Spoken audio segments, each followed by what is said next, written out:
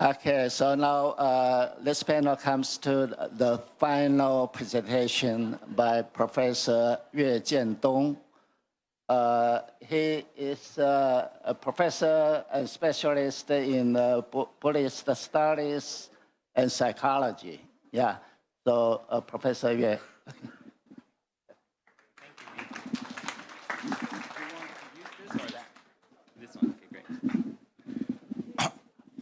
Good morning, everyone, and my dear friends, and Dharma, especially Dharma friends.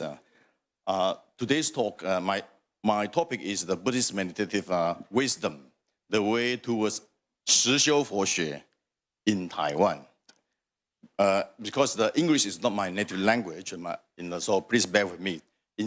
Occasionally, I will use the Chinese to express my viewpoint. First, the proposal of 实修佛学, quite difficult for me to translate in very accurate in English.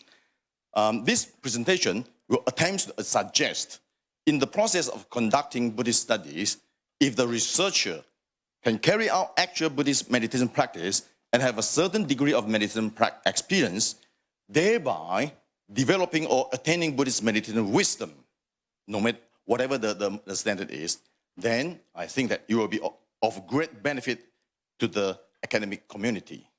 Examples. I will present several cases from the contemporary Buddhist master and one scholar in Taiwan to show that this is possible in Chinese Buddhism. I'm not sure that whether it works in other places outside Chinese Buddhism. But I'm sure that in Taiwan, Chinese Buddhism can do this. I argue that Buddhist meditative wisdom is very important to for Buddhist studies, as it goes with the purpose of beneficial to others and drives the concern of reducing suffering and attaining happiness. This type of studies, called 实修佛学, can make wholesome contribution to the society and help to achieve traditional Buddhist focus for the purification of beings. This is a quotation from the Pali text. For the overcoming of sorrow and lamentation, for the disappearance of pain and grief. Now, I would like to make a definition for my 实修佛学. The first is Buddhist studies in meditation contemplation. In Chinese, it's called 实际禅修的佛学研究. In red color, 实修佛学. When exploring topics related to Buddhist practice and doctrines, the researcher is also engaged in actual standard practice, such as Sila, Samadhi, and Prajna, 戒定慧, and has a certain level of meditative experience. The next one is 实务弘修的佛学, also 实修佛学. Buddhist studies in pragmatic issues. When exploring pragmatic issues, who are not doing the Buddhist meditation, who are not doing the Buddhist study for the topic of meditation, but for the social science and arts and humanity, etc. For example, like literature and history, researchers should engage in Buddhist practice and have certain level of meditative experience. Thirdly, 实用跨修的佛学研究, also 实修佛学. Interdisciplinary Buddhist studies, when conducting cross-field dialogue or interdisciplinary researchers, such as Buddhism and psychology. We have talked about this quite a number of times this morning. Researchers engage their own meditative practice experience in order to enhance co-application for more profoundly. Well, you see, I repeat again and again, engaging in real practice and gaining meditative experience. Why? Why these are needed? Because it is in order to develop Buddhist meditative wisdom. Buddhist studies with Buddhist meditative wisdom can help to solve the social problems in effective ways and make sense of the close interdisciplinary studies. A background discussion. Many years ago, when I was in England, pursuing my PhD study, I read a book called Buddhist Theology, published in 2000, the year 2000. In this book, a very important question was raised, saying that the theologians do not have any worry about keeping a distance from the religion. why should Buddhologists? At that time, many of my friends, even my teachers, they are not encouraging people to talk about their practice. It seems that if you're talking about your practice, Buddhist practice, you have anything to do with the practice, your research will not be objective.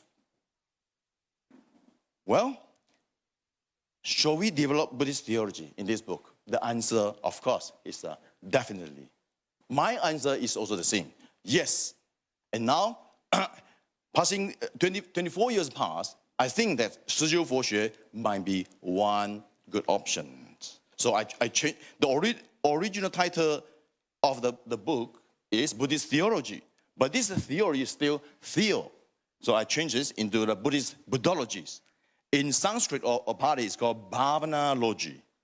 But I will only apply it to the Taiwanese Buddhist scholars. I do not know whether other scholars from other countries will work.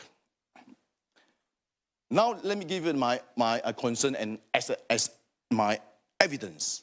Firstly, many Buddhist masters have produced excellent monographs on Buddhist meditation work. These are products of Buddhist Buddhology or Bhavanology. For example, these are masterpieces. In India or Sri Lanka, you have the Visuddhimagga, Jingyi Dao Lun. In China, you have Mo Ziguan, like Professor Bo Swanson mentioned about this, the Mo Ziguan. In Tibet, the Lamrim Chenpo is so famous. Yeah. So these words were read for 1,000 years. However, it seems that it is rather rare to see such works occur in the academic world in modern era. My second concern. Then why should I propose the 实修佛学? What is the purpose for the Bhavanology? Because of the Buddhist goals. Beneficial to others, away from suffering, attain happiness. This is very common to every Buddhist scholar. Every Buddhist scholar who study Buddhism will know that these kind of phrases repeat again and again in the canonical text. Well, can Buddhist studies go toward this way? My third concern. 实修佛学 may bring special wisdom. I emphasize special wisdom, and hence great innovation to academic world. Great masters have shown their examples. Well, the next question will be how and what is the process? This is the process. If we do the 实修佛学, engaging our meditation practice, we are supposed to gain a little bit, at least a little bit of the wisdom.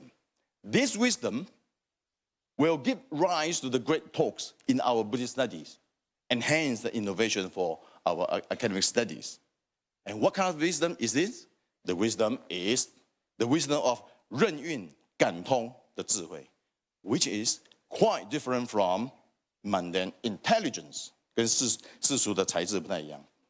Well, this is the evidence I took from the Master Seng Yen in his book. He mentioned about the wisdom of 任运而生的智慧. He said, in the silent illumination, 默照禅, at the third stage, we can get the enlightenment of no mind. Well, and then as a result, we are liberated, the practitioner will be liberated from illusory talk of self. 从幻象思想中的自我然后解脱出来. And then, hence the very important piece, 能够体认别人的需求，给予回应. This kind of wisdom is 自发的显现, spontaneously, manifested spontaneously in response to whatever arises. There are so many quotations and references to talk about this kind of wisdom, the wisdom of 感通, 神应无放，感而遂通. Especially in the one very famous eminent monk called 深造, in his great work, 造论. There are so many examples like this, because it's very difficult to translate into English, and I will just list them so that you can take a reference. 法身无相，应物而行；般若之对缘而造，履万惑而常通者，体之即神。顺机。Well, what is and how to develop this kind of wisdom. In fact, in Taiwan, this issue has been discussed 20 years ago in one article below, which is written by the Lai Pengju in 2004. The title originally is in Chinese, written in Chinese. The third way of thinking, based on meditation, a discussion of the breakthrough in developing brain power in Taiwan nowadays. This is from the Journal of Medicine, Buddhist Medicine. This is a reference. And because of this, the time is not enough for me to talk about every single detail. I will just make some main point. He promotes a kind of the third way of thinking, 第三种思维, which is equivalent to contemplation, 禅修. And what is the first and the second one? The first is the memory. The second one is understanding. This is what we are using in our daily life. And also in academic study, we memorize what has been done, what has been written for the previous Buddhist scholars, and we try to understand the new talks. But he claimed that we need to develop meditative experience, meditative wisdom. This is the third way of thinking, so that we can have creativity. And first, he said that we can use the contemplation of emptiness, also this is a meditation one, to get rid of predetermined ideas. 去除的妄想. Next, the experience of a real emptiness will induce, this is the 感应, many new things and new talks when meeting appropriate conditions. Because this is one of the principles of dependent origination, 缘起而感应出来. Well, so many teaching are talking about this. For example, the Shen Zhao also mentioned, wisdom is not knowing. Hence, the function of knowing profoundly. 般若无知却有很大的大用. How to put it in practice? First, in the traditional way, concentrate the mind, 用指的方式, in order to get rid of the distracting talks. Following this, we need to develop insight mind. The insight mind with the effect to illuminate everything. Together, both of them, the memory and understanding, these are the two ways, ordinary way of thinking, will now turn into the great use.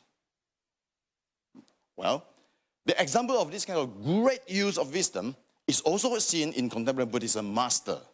For example, Master Cai Xu and Master Sheng Yuan and Master Zhiyu Lao Zhang. Master Cai Xu, at the age of 19, he got the enlightened experience. I'm not going to go into detail of his enlightened experience, just to let you know that he got enlightened. As a result, this is a very, much more important one, difficult and unexplainable Buddhist problems or questions are all solved at this time. And the mind is crystal clear, without any hindrance. The Buddhist teaching I have learned, according to Master Cai Xu, in the past, as well as the secular words, knowledge, and texts outside the teachings can all be used at will. 大用, 缘起的大用. He also have the second time of the enlightened experience. Also the same result, that after he got enlightened, the doctrine of the very profound Neng Yan doctrine, or the Wei Si, mere consciousness, emerged as in front of the eyes. Well, when we see, as you can see, Master Cai Xu's so-called academic achievement in his later achievement, represented by the complete collection of the Master Cai Xu, 太虚大师全书, 代表他的整个学问的成就, with more than 7 million words in 64 volumes, have gone beyond a lot of our the many scholars.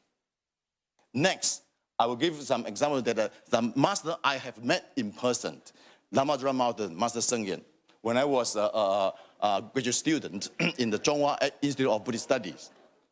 I'll give you my real experience.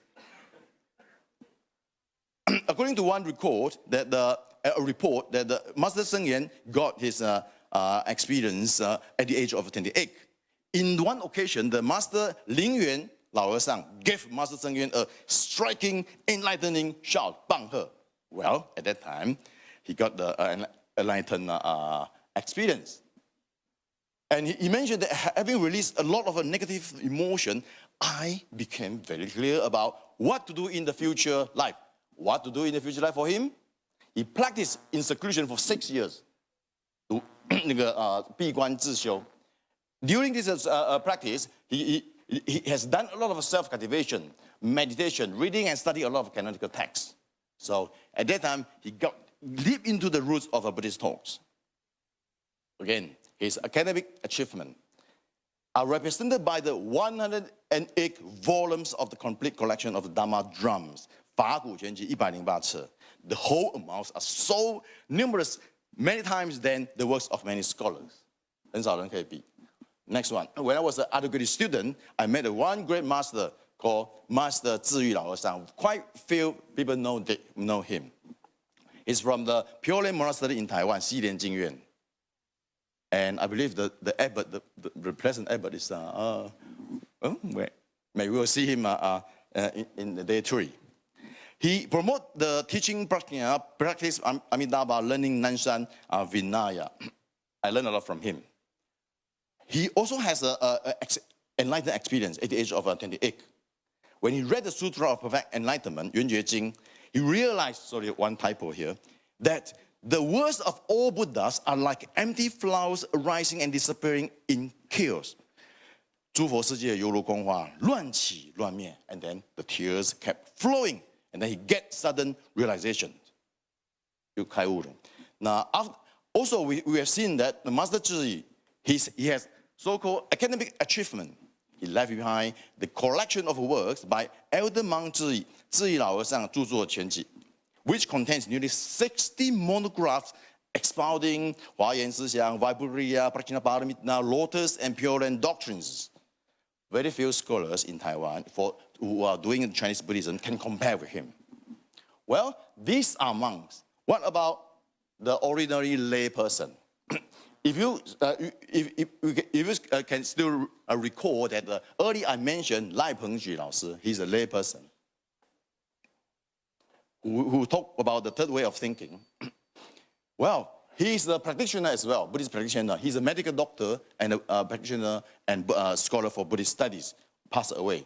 All of them passed away. So cannot ask them to invite them to a show then. Unfortunately. He has 3 monographs, very important one. 3本很重要的著作，释迦佛教的图像，北传佛教的般若学 and the 敦煌石窟造像.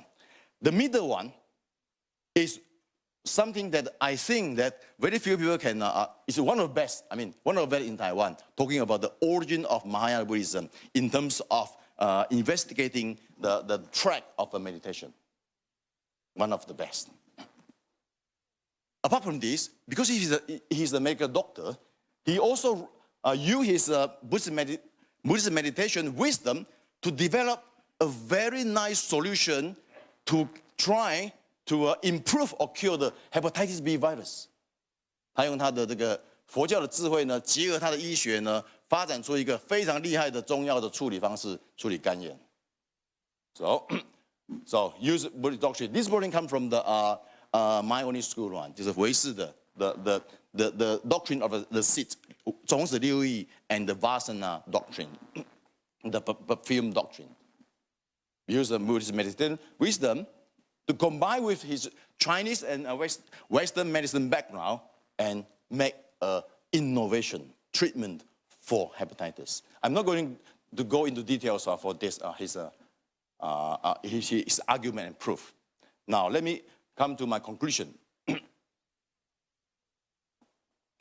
The possibility of a 实修佛学 is based on the condition that Buddhist researchers themselves implement self-cultivation, 你要有修行自修, carry out meditation practice, and develop prajna wisdom.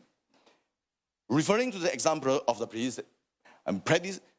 predecessors, the master I have mentioned, on top of a professional academic training, 实修佛学 may lead to academic breakthrough. This is not to say that we are going to replace the mainstream Buddhist scholarship, because traditionally Buddhist scholarship or academic is a mature knowledge system to preserve very profound culture and knowledge. Still the most important matter at present. So the role of a 实修佛学 is trying to assist mainstream Buddhist studies, hopes to develop the third way of thinking. The third way of thinking is meditation plus prajna. This is very rich in the Eastern cultural system. Why I'm proposing this? Because the principal purpose of 实修佛学 is to go along with the Buddhist goals, beneficial to others, away from suffering. And we can see a lot of this kind of a sentence appear in the text. For example, Satipatthana Sutta. Well, can the 实修佛学 make contribution for this? The purification of beings? 有可能吗？灭苦吗？ I think so. Because the time is up. Let me try to finish it in these 3 slides. Because this concern is very, very important. These concerns claim that those who are academics with a real mission, traditionally in Chinese or Taiwanese context, are expected to use profound knowledge and wisdom to really study major issues and solve human or social problems. And I believe that 实修佛学 can help. Just like the 张载, 为天地立心, 为生民立命, 为往生继绝学, 为万世开太平. A lot of people forget this.